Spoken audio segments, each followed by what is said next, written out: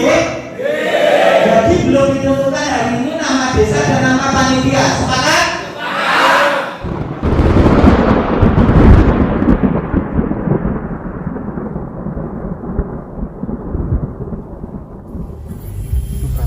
Aku sampai kemeng. Sumpah doang.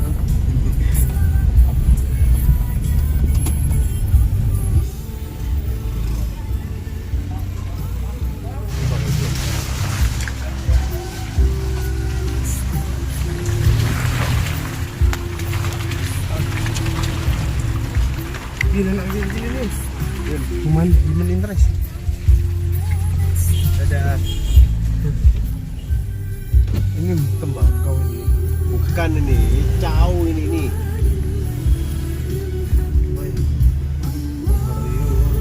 Ini pasar ini.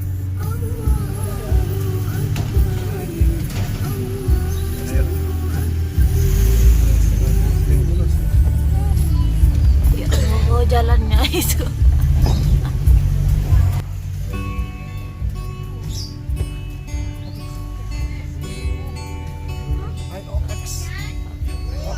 Engkau muda dan berkata,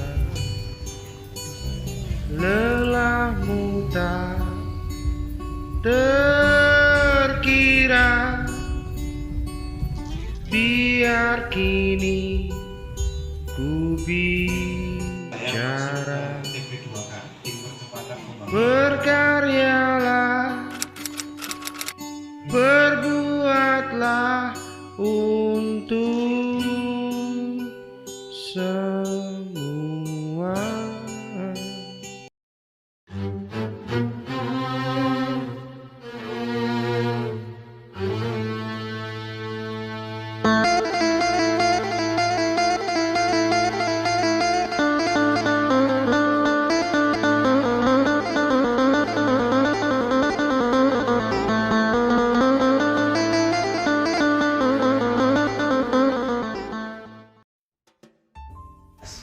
Oke, mari bersama-sama kita belajar tentang apa itu pemekaran desa. Kita melakukan studi literasi, belajar dari anotasi undang-undang desa. Kami belajar dari kompilasi anotasi yang dibuat oleh Yayasan Patiro bekerja sama dengan Kementerian Desa. Pemekaran desa adalah proses terhadap pembentukan desa, penggabungan desa baru, atau perubahan status dari sebuah desa. Dapat pula masuk sebagai bagian dari pemekaran desa adalah penyesuaian kelurahan, atau bahkan proses perubahan dari kelurahan menjadi desa, yang kita tahu bahwa keduanya sejatinya Sekarang kita pelajari.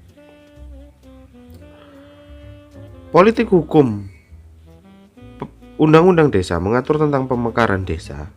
Itu lahir dari kondisi di mana pada zaman sebelum Undang-Undang Desa, proses pemekaran desa yang dilakukan terkesan tidak terkendali, di mana pemerintah daerah tidak pernah melaporkan desa pemekaran kepada Kementerian Dalam Negeri, sehingga Kemendagri tidak mengetahui data desa yang dimekarkan.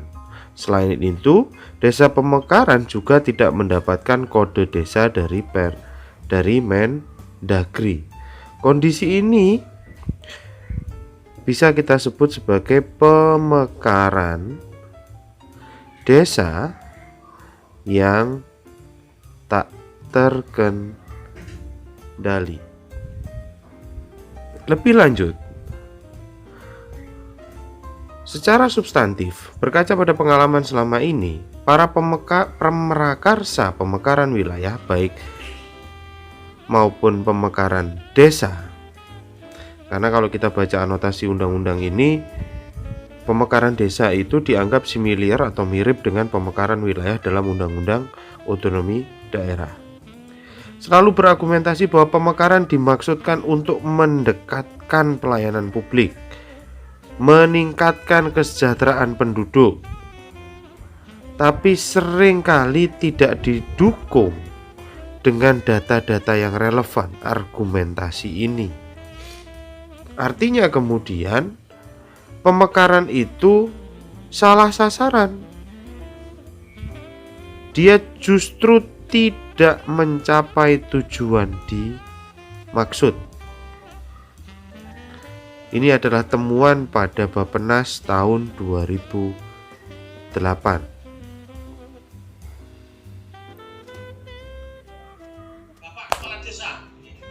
Jadi kalau BPD tidak punya anggaran, nanti lo terpakai. Sehingga tentunya anggarannya ada pada Bapak. Tahapan pemekaran desa sangat panjang. Mari kita perhatikan. Yang pertama, dimulai dari sejak adanya prakarsa masyarakat. Dilanjutkan dengan pengusulan oleh BPD dan Kades bersama dengan masyarakat melalui sebuah forum resmi, biasanya dilakukan di balai desa. Untuk dilanjutkan kemudian dengan rapat oleh Kades dan BPD. Usulan ini kemudian disampaikan kepada bupati, difasilitasi oleh camat. Proses yang kelima, tim kabupaten dan camat melakukan observasi pada calon desa. Setelah observasi dilakukan, ada proses antara, yaitu penerbitan peraturan bupati untuk disampaikan kepada gubernur guna memperoleh kode desa. Setelah proses tahapan ini dilewati, kemudian dilakukan penyusunan rancangan peraturan daerah yang mutlak melibatkan pemerintah desa, perwakilan masyarakat, dan BPD.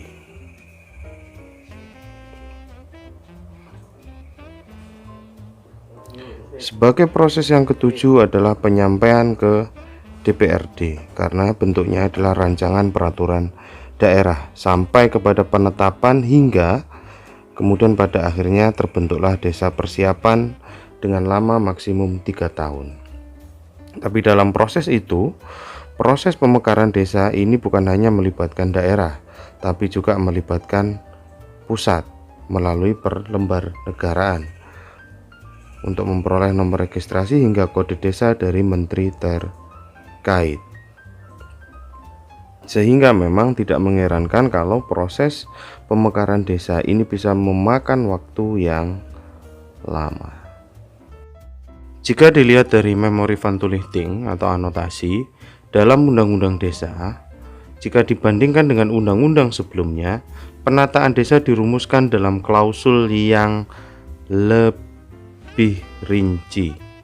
Pemerintah sebagai pengusul rancangan undang-undang desa ini menyatakan bahwa perubahan mendasar yang diatur dalam regulasi ini adalah persyaratan dan mekanisme pembentukan desa diperketat.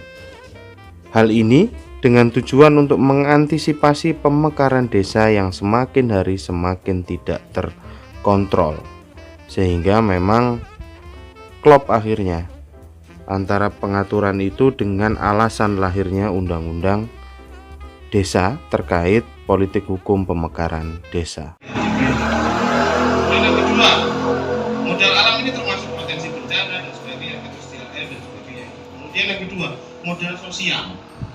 Sosial ini termasuk dukungan politik, dan ini mau cerita ini panjang lebar oleh Pak Camat. Jenengan ini modal sosial itu